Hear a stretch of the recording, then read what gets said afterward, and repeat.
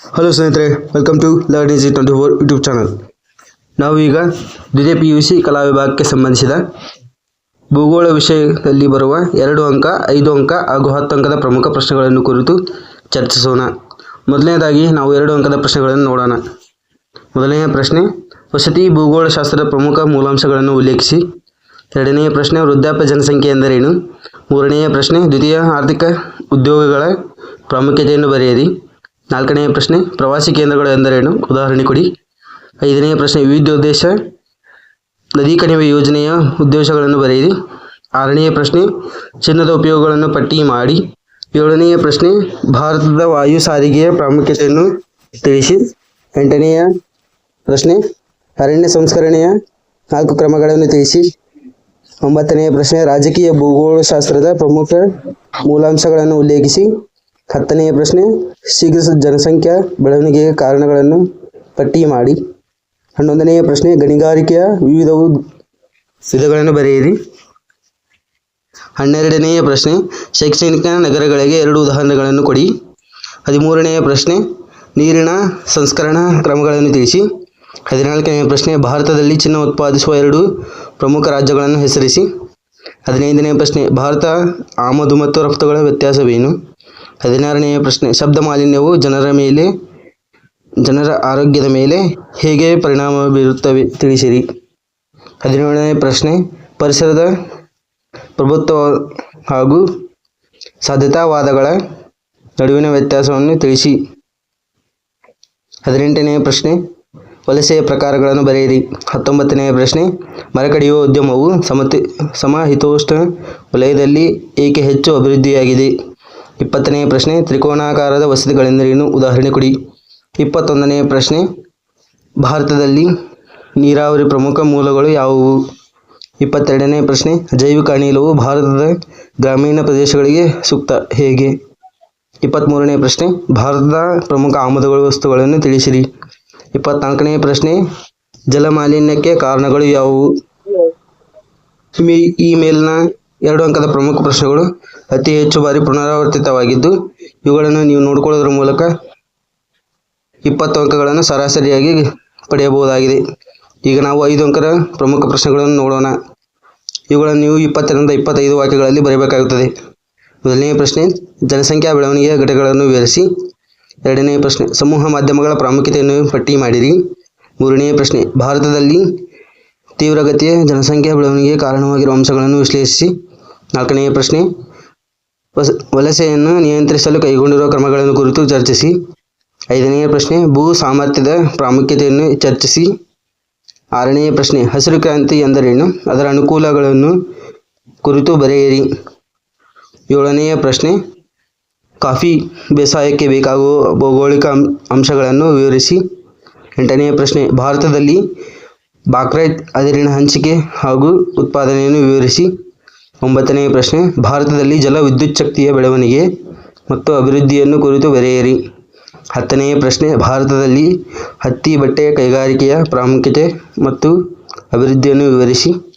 11ನೆಯ ಪ್ರಶ್ನೆ, ಭಾರತದಲ್ಲಿ ಕೈಗಾರಿಕೆಗಳ ಮೇಲೆ ಜಾಗತೀಕರಣದ ಪರಿಣಾಮಗಳು ಯಾವುವು ವಿವರಿಸಿ. 12ನೆಯ ಪ್ರಶ್ನೆ, ಭಾರತದ ರಾಷ್ಟ್ರೀಯ ಹೆದ್ದಾರಿಯನ್ನು ಕುರಿತು ವಿವರಿಸಿ. 13ನೆಯ ಪ್ರಶ್ನೆ, ಅಭಿವೃದ್ಧಿಯ ಪರಿಕಲ್ಪನೆಯನ್ನು ಕುರಿತು ಚರ್ಚಿಸಿ. 14ನೆಯ ಪ್ರಶ್ನೆ, ಜನಸಂಖ್ಯಾ ಆವರ್ತ ಎಂದರೇನು? ಜನಸಂಖ್ಯಾ ಆವರ್ತದ ಹಂತಗಳನ್ನು ವಿಶ್ಲೇಷಿಸಿ. 15ನೆಯ ಪ್ರಶ್ನೆ, ಸಾರಿಗೆಯ ಮಹತ್ವವನ್ನು ಪಟ್ಟಿ ಮಾಡಿ. 16ನೆಯ ಪ್ರಶ್ನೆ, ಭಾರತದ ಜನಸಂಖ್ಯೆಯ ಬೆಳವಣಿಗೆಯ ಪ್ರವೃತ್ತಿಯನ್ನು ಚರ್ಚಿಸಿ.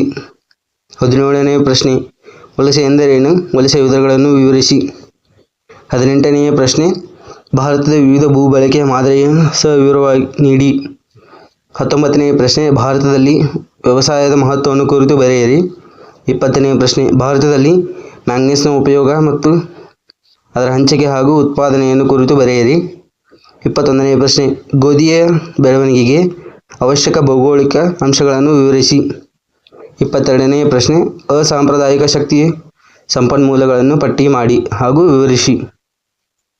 23ನೆಯ ಪ್ರಶ್ನೆ,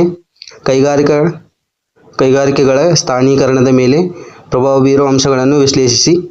24ನೆಯ ಪ್ರಶ್ನೆ, ಸಕ್ಕರೆ ಕೈಗಾರಿಕೆಗಳು ದಕ್ಷಿಣ ಭಾರತದ ರಾಜ್ಯಗಳಿಗೆ ಸ್ಥಳಾಂತರಗೊಳ್ಳಲು ಕಾರಣಗಳನ್ನು ತಿಳಿಸಿರಿ. 25ನೇ ಪ್ರಶ್ನೆ, ಕೊಳವೆ ಮಾರ್ಗಗಳ ಅನುಕೂಲ ಹಾಗೂ ಅನಾನುಕೂಲಗಳನ್ನು ಪಟ್ಟಿ ಮಾಡಿ. 26ನೇ ಪ್ರಶ್ನೆ, ಭಾರತದ ಮಹಾನಗರಗಳ ಕೊಳಚೆ ಪ್ರದೇಶಗಳ ಸಮಸ್ಯೆಗಳನ್ನು ಚರ್ಚಿಸಿ. 27ನೇ ಪ್ರಶ್ನೆ, ಮಾನವ ಅಭಿವೃದ್ಧಿಯ ಮಾಪನವನ್ನು ಕುರಿತು ಚರ್ಚಿಸಿ. 28ನೇ ಪ್ರಶ್ನೆ, ಸಮೂಹ ಮಾಧ್ಯಮಗಳ ಪ್ರಾಮುಖ್ಯತೆಯನ್ನು ವಿವರಿಸಿ. 29ನೇ ಪ್ರಶ್ನೆ, ಭಾರತದಲ್ಲಿ ತೀವ್ರ ಜನಸಂಖ್ಯಾ ಬೆಳವಣಿಗೆಯಿಂದ ಉಂಟಾಗುವ ಸಮಸ್ಯೆಗಳನ್ನು ಪಟ್ಟಿ ಮಾಡಿ. 30ನೇ ಪ್ರಶ್ನೆ, ವಲಸೆಯ ಧನಾತ್ಮಕ ಮತ್ತು ಋಣಾತ್ಮಕ ಪರಿಣಾಮಗಳನ್ನು ವಿಶ್ಲೇಷಿಸಿ. 31ನೇ ಪ್ರಶ್ನೆ, ಮಳೆ ನೀರು ಕೊಯ್ಲಿನ ಬಗ್ಗೆ ಸವಿವರ ನೀಡಿ. 32ನೇ ಪ್ರಶ್ನೆ, ಭಾರತದಲ್ಲಿ ರೂಢಿಯಲ್ಲಿರುವ ಪ್ರಮುಖ ಕೃಷಿ ವಿಧಗಳನ್ನು ಕುರಿತು ಲಘು ಟಿಪ್ಪಣಿ ಬರೆಯಿರಿ.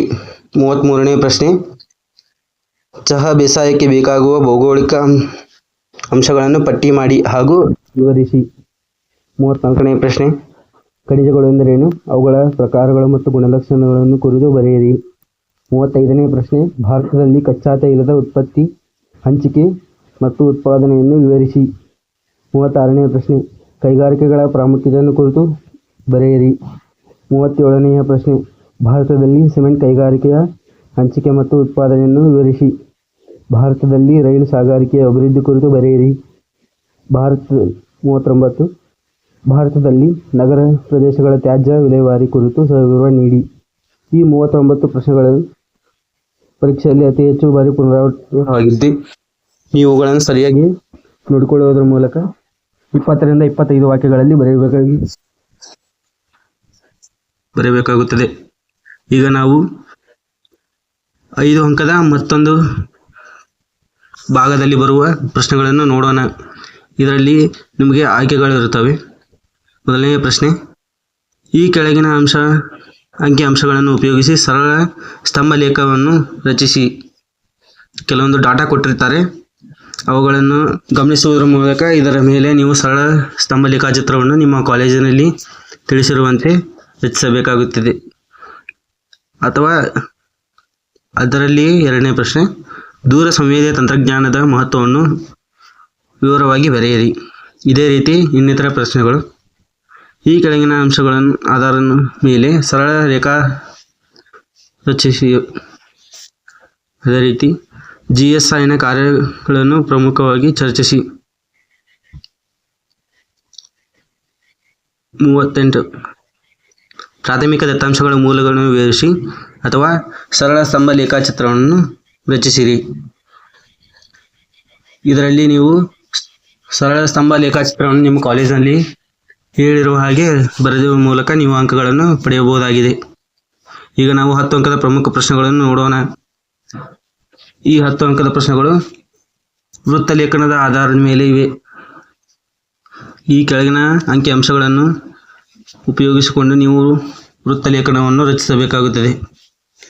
ಇದೇ ರೀತಿಯಾಗಿ ಇನ್ನಿತರ ಪ್ರಶ್ನೆಗಳನ್ನು ನೋಡೋಣ. ಈ ವೃತ್ತ ಲೇಖನದ ಆಧಾರದ ಮೇಲೆ ನಿಮಗೆ 10 ಅಂಕದ ಒಂದು ಪ್ರಶ್ನೆಯನ್ನು ಕೇಳಲಾಗುತ್ತದೆ ಹಾಗೂ ಇದು ಕಡ್ಡಾಯವಾಗಿರುತ್ತದೆ. ಈಗ ನಾವು ದೃಷ್ಟಿ ವಿಕಲಚೇತನರಿಗೆ ನೀಡಿರುವ 5 ಅಂಕದ ಪ್ರಶ್ನೆಗಳನ್ನು ನೋಡೋಣ. ಮೊದಲನೆಯ ಪ್ರಶ್ನೆ, ಭಾರತದ ಜನಸಂಖ್ಯೆಯ ಸಂಯೋಜನೆಯನ್ನು ವಿಶ್ಲೇಷಿಸಿ. ಭಾರತದಲ್ಲಿನ ಪುಷ್ಪ ಕೃಷಿಯ ಕುರಿತು ಟಿಪ್ಪಣಿ ಬರೆಯಿರಿ. 3, ಭಾರತದಲ್ಲಿ ತೀವ್ರ ಜನಸಂಖ್ಯಾ ಬೆಳವಣಿಗೆಯಿಂದ ಆಗುವ ಸಮಸ್ಯೆಗಳನ್ನು ವಿವರಿಸಿ. 4ನೇ ಪ್ರಶ್ನೆ, ಸಾಂದ್ರ ಬೇಸಾಯ ಎಂದರೇನು, ಅದರ ಮುಖ್ಯ ಲಕ್ಷಣಗಳನ್ನು ತಿಳಿಸಿರಿ. 5ನೇ ಪ್ರಶ್ನೆ, ಭಾರತದಲ್ಲಿ ತೀವ್ರ ಜನಸಂಖ್ಯಾ ಬೆಳವಣಿಗೆಯಿಂದ ಆಗುವ ಸಮಸ್ಯೆಗಳನ್ನು ವಿವರಿಸಿ. 6ನೇ ಪ್ರಶ್ನೆ, ಸಾಂದ್ರ ಬೇಸಾಯ ಎಂದರೇನು, ಅದರ ಮುಖ್ಯ ಗುಣಲಕ್ಷಣಗಳನ್ನು ತಿಳಿಸಿ. ಇದು ಕ್ವಶನ್ ರಿಪೀಟ್ ಆಗಿದೆ, ಸ್ವಲ್ಪ ನೋಡ್ಕೊಳ್ಳಿ ಅದನ್ನು. ಈಗ ನಾವು 10 ಅಂಕದ ಪ್ರಶ್ನೆಗಳನ್ನು ನೋಡೋಣ.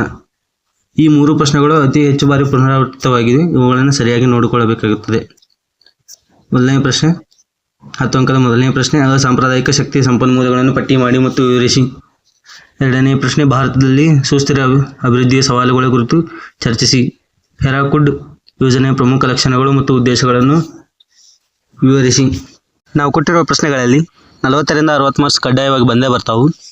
ಸ್ನೇಹಿತರೆ, ವಿಡಿಯೋ ಇಷ್ಟ ಆದರೆ ಲೈಕ್ ಮಾಡಿ, ಸಬ್ಸ್ಕ್ರೈಬ್ ಮಾಡಿ ಹಾಗೂ ನಿಮ್ಮ ಸ್ನೇಹಿತರಿಗೆ ಶೇರ್ ಮಾಡಿ. ಧನ್ಯವಾದಗಳು.